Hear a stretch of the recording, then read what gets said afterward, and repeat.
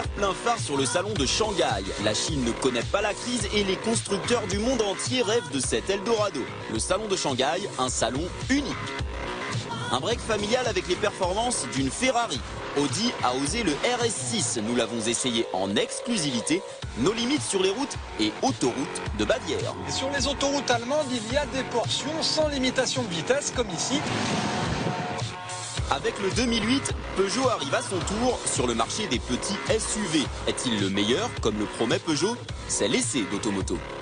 Les chauffeurs de choc, une profession méconnue à qui les personnalités les plus influentes du monde confient leur vie. Comment sont-ils formés? Quels secrets cachent leurs voitures blindées? C'est le grand format de la semaine. Bonjour à toutes et à tous, bon dimanche, ravi de vous retrouver en direct. Bonjour Marion. Bonjour Denis, bonjour à tous. Et dans quelques minutes, à ne pas manquer ce reportage sur les chauffeurs de choc avec des images et des voitures qui vont se casser notamment lors des entraînements. Mais... Allez, dans notre grand format, Marion, ce matin, on va s'intéresser à des hommes de l'ombre, des hommes discrets, les chauffeurs de personnalité. Eh oui, ils transportent des stars, des hommes d'affaires, des hommes politiques, avec pour but d'assurer leur sécurité. Alors, qui sont ces hommes? Comment sont-ils formés? Quels véhicules conduisent-ils?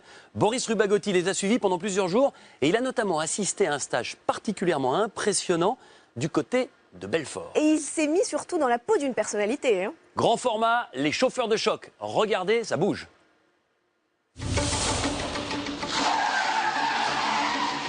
Voilà, là il est bon. Voilà, regarde, la distance va être bonne, lui il ressort pas mal, et là on est bon. Voilà. Dans leur jargon, ils appellent ça un dégagement d'urgence.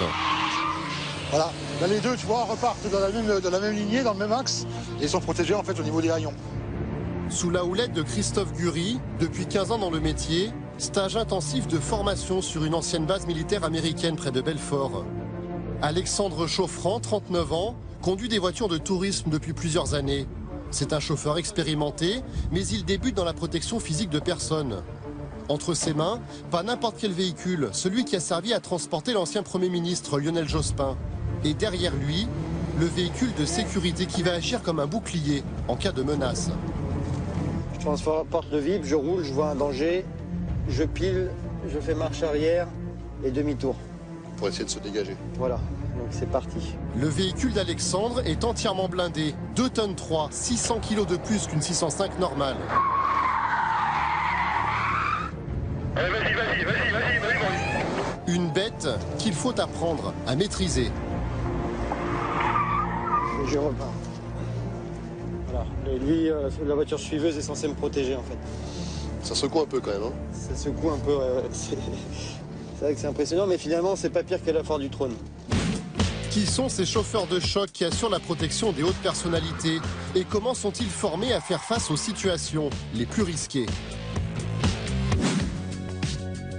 Dans les locaux de cette entreprise de transport de personnalités située en région parisienne, briefing matinal du chef Pierre-Yves. L'itinéraire numéro 1 qui dure 18 minutes sur une distance de 4 km. Pierre-Yves est un ancien militaire parachutiste reconverti il y a 3 ans dans la conduite de sécurité. Pour nous montrer comment il assure chaque jour la protection de ses prestigieux clients, il a préparé pour nous un transfert au cœur de la capitale.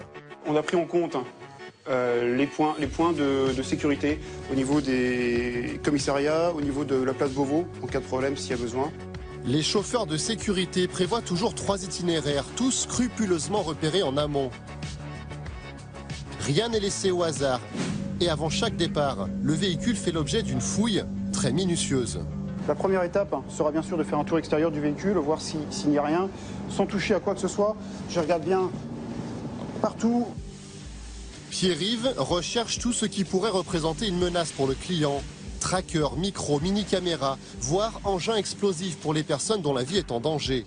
Pour cela, un matériel sophistiqué digne des films d'agents secrets. Au niveau de l'essieu, là, il peut y avoir un piégeage de type grenade ou autre. Là, oui, ça peut être beaucoup plus dangereux. Donc là, ça me permet quand même d'aller plus loin que en rampant. Vous voyez, par exemple, là, l'essieu.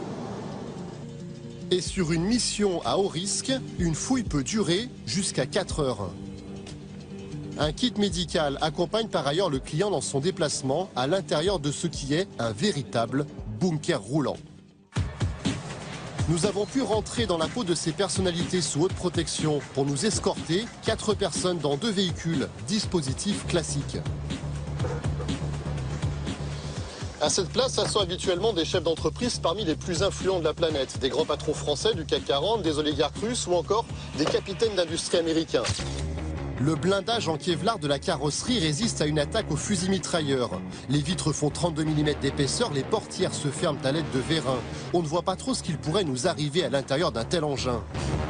Et pourtant, Pierre-Yves et Boris sont toujours sur le qui-vive. Boris, à gauche sur l'écran, c'est notre agent de protection. On s'arrête surtout sur les comportements qui sont, je dirais, anormaux, que ce soit sur les véhicules qui circulent autour de notre véhicule à nous et sur les personnes à pied. Les piétons, ils représentent en effet une menace importante, comme le montre cet exercice lors de notre stage de formation, où un agresseur jette un cocktail Molotov sur le véhicule. Et voilà ce qui peut arriver quand on oublie de verrouiller sa portière. L'une des angoisses des chauffeurs de sécurité, c'est ainsi les embouteillages, les stops ou encore les feux rouges. En fait, le véhicule, pour assurer sa sécurité, se doit d'être mobile. À partir du moment où il est immobile, il est plus vulnérable et il peut être touché. Une autre angoisse, les intersections, l'endroit propice pour se faire percuter par un véhicule ennemi. Un carrefour, c'est l'endroit idéal pour une embuscade. Le véhicule a besoin d'un minimum de place pour prendre de l'élan, un minimum de distance. Donc à partir d'un carrefour, il peut nous attendre un peu plus loin et prendre la vitesse nécessaire pour nous percuter. Ce type d'attaque est bien sûr exceptionnel, mais les chauffeurs doivent y être préparés.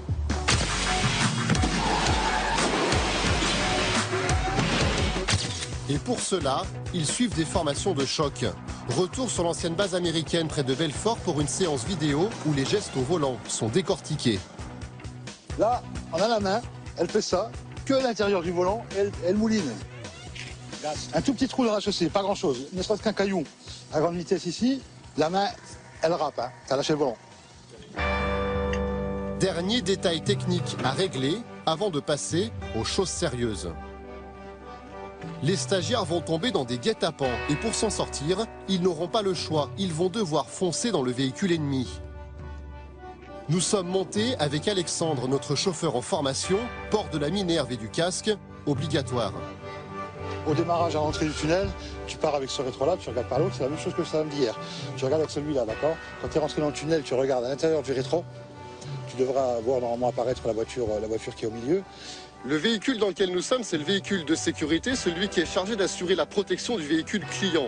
L'exercice consiste à simuler une attaque du convoi. Alexandre va donc devoir se débarrasser du véhicule agresseur. Autant vous le dire, il va y avoir de la casse.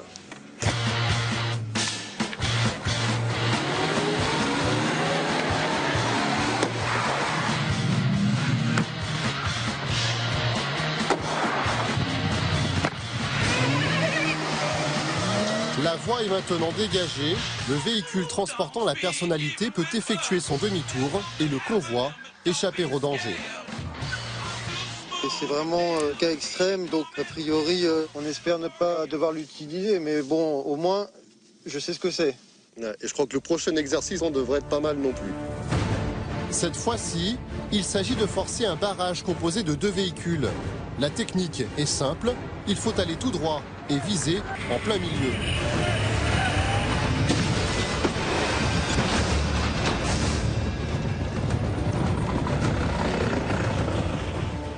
L'état des véhicules témoigne de la violence de la percussion.